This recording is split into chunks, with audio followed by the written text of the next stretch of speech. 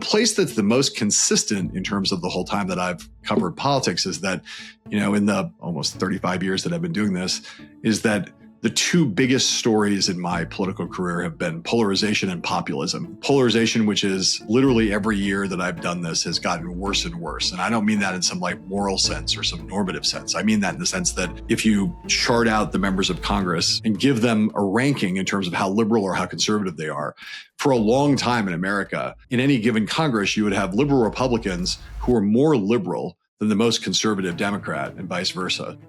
But in the middle, there were a bunch of Republicans who, if they were running in different districts, would have been conservative Democrats, and a bunch of conservative Democrats who, if they were running in different districts, would have been liberal Republicans. And that place where the overlap happened, that was where deal-making happened in Washington, where compromises could get made and things could get done. Now, as of about 6 years ago, there is no overlap at all. There is no Republican who's more liberal than the most conservative Democrat. The Venn diagram doesn't exist anymore. The Republican Party has moved to the right.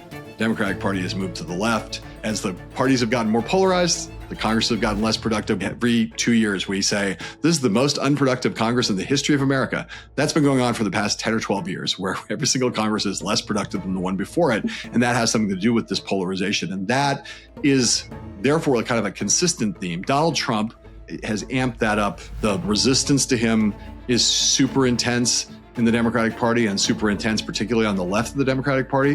The left of the Democratic Party has more juice in the party than it's ever had before, for good or ill. And obviously the entire Republican Party has been transformed by Trump. It's really now more the MAGA party than the grand old party.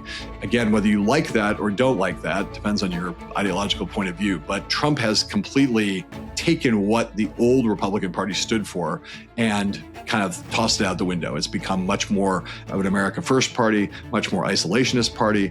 The party used to be, core belief was that free trade was everything. Donald Trump doesn't believe that at all. In fact, he believes in tariffs more than he believes in almost everything else.